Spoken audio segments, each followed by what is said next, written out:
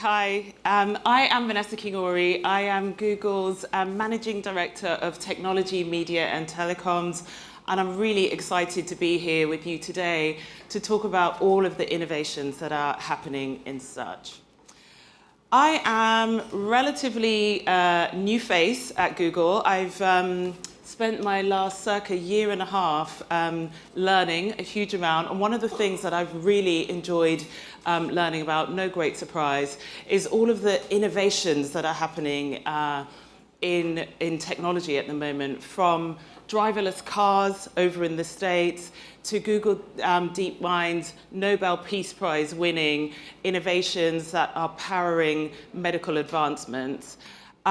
It's a really exciting moment. And what I think is really relevant for us in this room today is that those innovations are actually driving the advancement in search. In fact, one of the reasons that Google invested so deeply in AI decades ago was actually in order to keep improving search.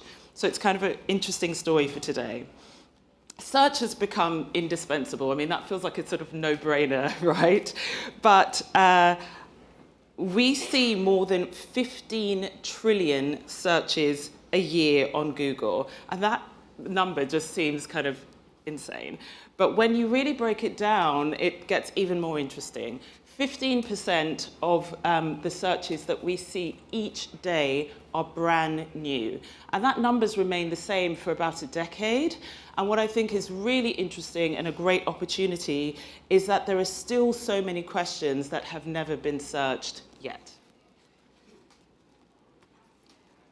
Now, one of the things that we all know very deeply is that we are in the midst of a really huge transformation in the way that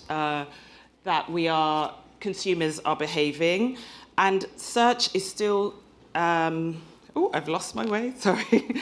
And we're going to talk about how AI is expanding to shift to that. So how we can make it more natural, more visual, and more personal, which I think is so important to us. What that means for brands and marketeers will be key to the conversation today. And search is no longer limited to text in the text bar.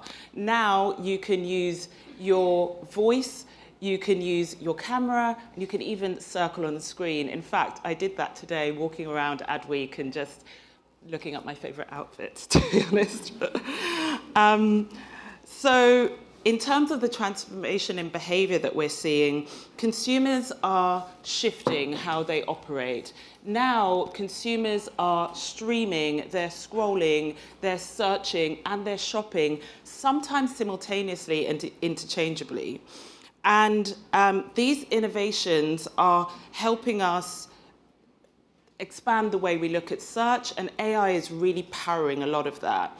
The innovations that we're making are helping us capture even more searches and even longer signals of intent. And then we use this to connect highly qualified users with the best and most helpful ads. It's good news for you as marketeers, and it doesn't really get more important than this. And what I think is really important is that these innovations really, really work.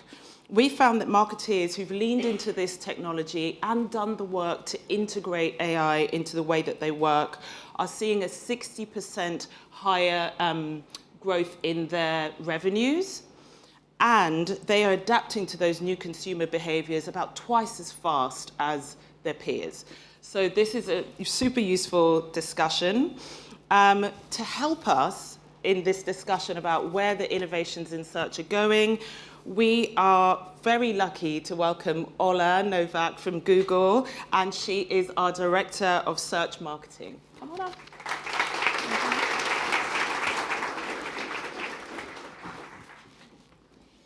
Hi, everyone. Really pleased to be here and talk to you about search. Yeah, it's really special to have Ola here. She is one of our czars inside Google and does this very professionally but very selectively. So we're lucky to have you. I wanted to start, Ola, with AI overviews because there's so much discussion about that. And one of those discussions is Sundar, who said that AI overviews is one of the most significant improvements in search of the last 2 decades. So can you tell us a little bit more about it and why it's such an important innovation, particularly for the audience today? Yeah, absolutely. And let me start by saying, so I've been at Google for 15 years. Yes. So like I'm not one of those old faces that have seen it all happen. Old new face, hopefully. That I have seen it all happen. And what we've seen is every big technological shift also created change for search. It was the case with mobile, where we started looking at how we can search more locally, how we find places near us that are more relevant for us. And now it's the same with AI. Right? So AI is unlocking new opportunities and new things for search. And I think what you were saying before, right? It's all about human curiosity and what people want to learn about and what people want to find. Never changes, always changes, never stops. Those 15% of searches that are new every day, that's a striking statistic. And then if you think about AI, this is what's most exciting, right? AI helps us allow people to ask new types of questions in new ways and get new types of answers. And that's really what AI Overviews is about. We all say search used to be the 10 blue links. It's very far from the 10 blue links now. Yes. It's images, it's videos, it's the knowledge graph, and now it's also the AI-powered AI Overviews. So what we do is we use a custom version of our Gemini model, we connect that with our search systems, and that's how we provide users with a snapshot of information that can allow them to get a quick overview of the topic, but then with links to dig deeper and find out more. And I think the image that we're sharing here on the screen is a good example of that, right? Like how it looks in practice. One example that I use, so we have been renovating our house. Yes. For a really long time. If anyone has been through this process, it's a very hard process. We got to the garden finally.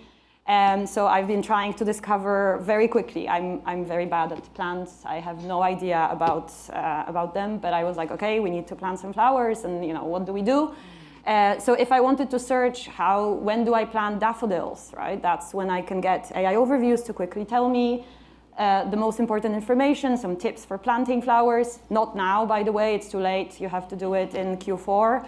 You planned something already. Yeah. But then also links, right? Like if I want to find out more, there are links to go deeper into lots of different websites. So that's really helpful, and that's like letting me search more easily, more effortlessly, ask questions that maybe I didn't think search would give me an answer to, or maybe questions that require a range of sources to get the information. I think this is like a cyclical relationship, right? Because we've talked about how these new innovations and extension to search are in response to consumer behavior changing. But I think what's interesting that at point of discussion is also how are consumers behaving differently around search with AI overviews, and how is this impacting kind of the way that results are being shown? Yeah, and look, I think we all learned to search with text, right? I think we've all learned we have a question and then we think, what's the query we use for that question? And I remember learning you add a plus or you add quotation marks, and like we got taught to how to use that text search box. And I think AI Overviews is one example of like how we no longer have to think that way, right? Like we can ask questions that are more complex, that are longer. And I think this is where, like, us as users, this will be something that we're all learning as we go, how this technology can help us. This is one of the things that my team is looking at as well, right? Like, how do we educate our users about what's possible now with search? So AI Overviews is now live in more than 100 countries. Just a couple of weeks ago, we launched the next wave of countries here in EMEA, which is really exciting to see how we can expand it. AI Overviews is reaching 1 billion global users every month. So, I mean, at the scale of search, as you can imagine. Yeah. And then what we see is people who use AI Overviews, they search more and they're more satisfied with their search results. And that's really something that we really care about anytime we roll out any innovation in search. Like that, those are the important things that we follow. And then I think the other thing to mention here is the feedback is particularly good from younger users, right? They find this helpful, they're satisfied, and they're also searching more. So that's another one. Great. And let's talk a little bit about sort of visual search. I'm a very visual person. I'm particularly excited about this, and I mentioned, earlier. I think it's increasingly common for people to search in this way. How has Google search evolved to meet that kind of growing and shifting demand? Yeah, so I think that's also powered by AI, but Yes. even before it came to be, even before AI overviews. So I think another great example of not being constrained to the text in the search box and being able to ask new types of questions that we didn't think are that easy. Like, we don't even know what query to type, right? That's where image search is really, really helpful. Yeah. I have 2 kids, they're 9 and 12, and they learned to use voice search before they learned to type. Like, they figured out very quickly, like, they don't need to spell. They can just ask whatever they want to ask and get the results. So, to them it comes super, super naturally. For me, I had to learn to use it, but I think once you do, like, yes, what you said about the outfits, right? Yeah. Like, once you realize, like, oh, I can do that, it's incredible. So again, our renovation was a big part of my purchase journey over the past 12 months. So once you go back, you can't go back. No, you can't go back. So I've been like walking around, like I go into a hotel and I'm like, I like this chair in the lobby. Yeah. I snap a photo, I look it up like very quickly. I can see, oh, it's really expensive. Maybe I don't like it that much. Or it's actually fine, and I can buy it easily, and it's not like an antique something. So that's been amazing. I love Circle to Search. So if you have an Android phone, I highly recommend you try Circle to Search, because you can then search in any app, right? Like, you can be online. So again, I consumed so much interior design content that I couldn't take it anymore. But then every time something sparked my interest, I circle and I'm immediately in search, right? And I can check what it is. You no longer have those moments where like you're wondering, what is that person wearing, and so on and so forth. So that's really, really powerful. It's not just me and my kids. And you, Vanessa, right? Yes, yeah. I think what we're seeing is that this is one of the fastest growing ways to search. 20 billion visual searches every month happening on Google. And then I think what for all of you is really important is 1 in 4 are commercial in nature. So 1 in 4 is like me thinking about buying that chair, or you probably thinking about some of the outfits. Shoes or a bag. Yeah. But same. Yeah. Usually too expensive. I guess finally, what do these innovations mean for the kind of purchase journey? That's what's really important. We touched on that a little bit, but I wonder if you could go a bit deeper. Yes. So look, I think we saw the video at the start, right? The way consumers discover now is just, I think we say, predictably unpredictable now at Google, but it's very hard, to follow them and to figure out what they will do. But what we do know is that still, we're very privileged to be able to say Google is the #1 touch point that helps them make smart and informed decisions, right? And this is what matters. And then AI unlocks 2 key things in search for me as a marketeer and for search overall, right? The #1 is what I've been saying all along: new ways to ask questions that you maybe wouldn't have asked otherwise, but also questions that make that connection between discovery and decision like much, or action much quicker, right? If I can snap a photo and like go to shopping immediately after I saw it, that's like a completely different journey to then, remembering that I like the shoes 2 weeks later when I'm shopping somewhere. 2 weeks? So that's, I think, the first part, right? Like new types of questions with AI overviews, like complex questions, longer questions that don't have like one single answer, but maybe need a range of sources. And then I think the second thing is, for us, it helps us understand intent much better. And so, again, for me as a marketer, that's critical, right? Like knowing who needs what and like when they need it, and like that this person might be interested in my product or my brand, like that's incredible. So helping us understand intent better, helping us as a company give better ads to users at the right moment with the right message. That's the other thing that's really powerful. And we're all always thinking like how to reach our users. Yeah. I will maybe also note that especially for younger users, search is really, really key. And we see that they search more than any other age group. Like if we look at signed-in users, ages 18 to 24, their searches per day are higher than for other age groups. And so these innovations, these ways to search is like one of the reasons that they're able to do that powers that. I think it's amazing, and they have more time. Maybe they have more time than us, yeah. But this is just, it's not the end, it's just the beginning, right? Yeah. So I'm really excited to see what more happens in the world. I think it's also, for somebody who works in marketing, such a key moment to try and keep up with the pace of innovation, keep learning. That's also like a big part of what we need to be doing. I think that's a really good point, because it was so interesting. At the end of 24, we did this, 24 recap on the innovations across the year, and that was, my first key year, and the list was so long. So when we touch base again in a year's time or so, we will see a huge amount of innovation. The message is really, we just will need to keep having these conversations and learning and adapting. So we've heard about how search is adapting, and what about on the campaign side? So now let's hear from someone who's proving just what new AI-powered features can do for marketeers. I'd like to welcome Simon Robinson. Come up, Simon. Simon is from Dell, and he is going to talk about how they're investing in search to drive ROI and reach audiences in some fascinating ways. I'm very lucky. My team and I work with Simon, and Simon is the global head of performance marketing for Dell, and so very well placed to talk to us about some of this. Welcome up, Simon. Thank you. So let's dive straight in. Dell has invested heavily in search globally compared to other tech brands. And can you share some insights into why and the thinking behind that? I mean, I've got a good segue.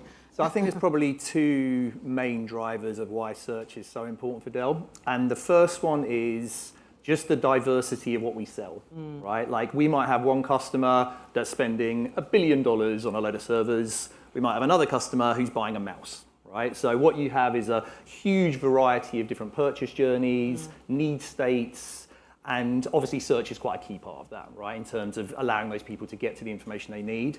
But I think the other one that's also particularly big for Dell is what we call our direct model. Now, what that means is we want to sell products ourselves. Right? So what you have is a lot of tech brands who majority of their business will be through a reseller, right? So a retailer, an Amazon, or things of that kind of nature. Now, we work with those guys, let me be clear, and they're very important relationships to us, but Dell have always been focused on selling direct to consumers, right? So that's a challenge for us, because we have two pots of competitors here. You have the manufacturers, but you actually have the retailers, right? So we enter into this world where, like, often a thing people say about search is if people are searching for your brand, the job's done, right? Like, let them find their own way. That doesn't work for us, because people can very easily find their way to Best Buy or to Amazon, right? And if we actually want to capture that sale on Dell.com, which is a priority for us, that actually expands the amount of search that we need to be focused on. So, like, brand advertising, if we've got competitors in the auction, that's a challenge for us. Right? So those two things in combination make search just a really key facilitator for our customers to discover about our products, but also buy them. And we've just been talking about how search has been changing, and pretty rapidly, right? So I'm interested in how your approach and Dell's approach have adapted in recent years, either in response to the changes that people like Google are making, or for consumer behavior. Yeah. Okay. So we've definitely been on a journey with search over the last few years, and obviously in partnership with you guys. And so it's kind of come by stage in terms of how we've got to more of like kind of a best practice approach into how we execute now. Now, weirdly enough, the first step was probably actually talent, right? We didn't talk about that before, but it's like, I got hired into Dell about 4 years ago, guys. I'm an ex-agency person. I spent 20 years, Mediacom, Omnicom, across various different agencies. Last 5 at Mediacom working on Dell. So I made the transition across, and it became very clear to me very quickly that we needed to be amazing at search, right? Like, it's just no option for us in terms of that. So one of the first hires I did was actually get a search specialist come in and work for Dell, right? Someone with agency experience. I'd worked with them at Mediacom previously, so sorry, Mediacom, if there's any people in the room there. But bringing that in, because what you have is this challenge of going from agency expertise to actually making it happen within a client organization is not easy, right? And bridging the gap through the marketing team, through to the people who are actually making decisions and managing this stuff, really a problem. So that was the first step, okay? The second step was what we called account consolidation. So Dell used to have multiple websites, actually conflicting search programs, right? Like we literally were bidding on the same terms, driving to different websites as part of Dell, which is obviously not optimal at all. So we actually merged all the websites together, and we took this as an opportunity to actually totally reinvent our search program, right? Like this was driven by the current CMO. She gave us 3 months, she said, get this sorted out, right? And so what we're actually able to do is totally audit all of the account structures that we had globally, right? And that ties directly into AI, right? If you have a search program which is siloed, and it's got this bit here, and this business unit, and these different things, what you're effectively doing is creating silos for the AI. Right? It can only make decisions within that little pot of data that you're giving it. So what we did is to totally re-examine everything and actually open it up as much as we possibly could, right? So they would probably be the two major changes. Now, like we have a very effective search program. We saw very tangible results when we made that change. Like it was double-digit revenue growth for less spend, right? Just in terms of the amount of efficiency we're able to drive. So they're probably the main things that have got us to the point we're at now. I think that's so fascinating because when we are speaking to the different companies and brands, everyone thinks that that's unique to them, those pain points internally that you need to kind of smooth through in order for these AI-driven technologies to work is really important in the effectiveness, right? The adoption of the tools is not the be-all and end-all if you're not organised. And quite hard work to organise correctly, but then we've seen that sort of 60% uplift in revenue. It's worth it. Would you agree? Yeah. I don't know what your uplift in revenues are off by heart, but I know it's been very worthwhile, right? So that's in terms of how you've adapted to our offering. What about the consumer behaviour shift side of things? How has that sort of changed the way that you work or influenced how you're shifting? Yeah. So that's always something we are looking at in terms of how people shop and how people discover different things. I think there's an interesting piece about kind of where search sits in a purchase journey and kind of whether or not it's moving further up in terms of that research phase. I think that's certainly the case with AI. But I'll be honest with you, the majority of the time I spend is actually on internal stakeholder management, right? It is getting people who are sales leaders who don't really understand the technology and don't understand the best practice, but they are very obsessed on the money, right? And I think that's one of the challenges you have with search, right? Is that because it's a facilitator of purchase, you see big numbers against it, particularly if you're looking at last touch attribution, right?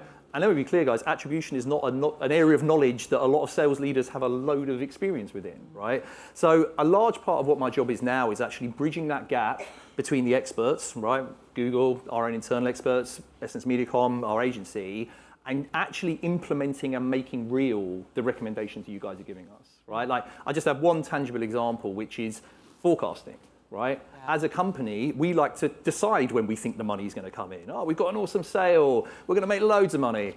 If the market demand's not there, we don't, right? We miss the numbers and it just creates spiraling negative behaviors. So that education piece, those sorts of things, they're the things that are going to make the biggest difference for Dell Search Program moving forwards, is really just opening it up to do it right. And it's not an easy task in many cases. And that shift to being demand-led and so on, that's a lot of internal stakeholder management for sure. Yeah, that tends to surprise people how much it is, but it's worth it.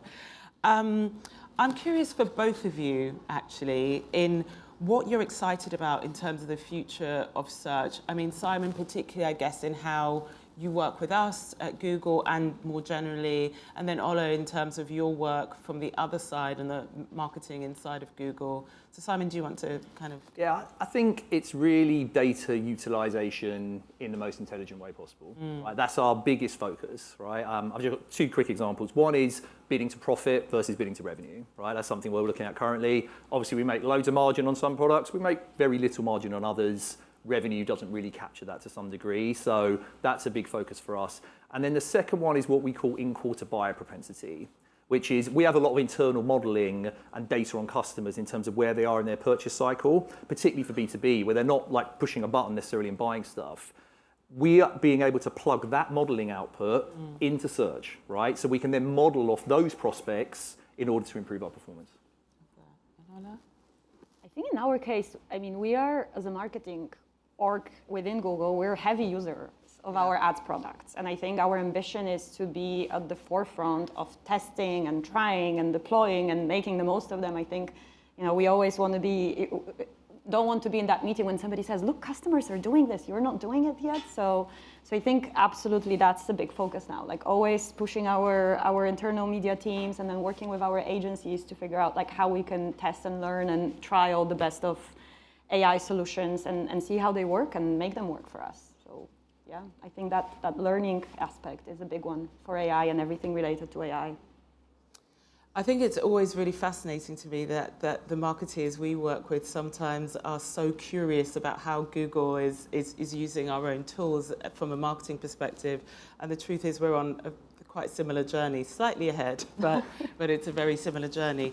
So I'm going to wrap there for today. Thank you so much for joining us. I hope you found this conversation really useful and insightful. I think one of the things I would love for you to take away from today is to think about the whole consumer journey from initial discovery all the way to final decision. It's changing, it's shifting, but we are developing these incredible tools through Google that make your jobs as marketeers or as agency planners and buyers easier and better, and to help deliver the best ROI. So it's an exciting space for search, and we're all going to have to do a lot of work to keep up with the innovations.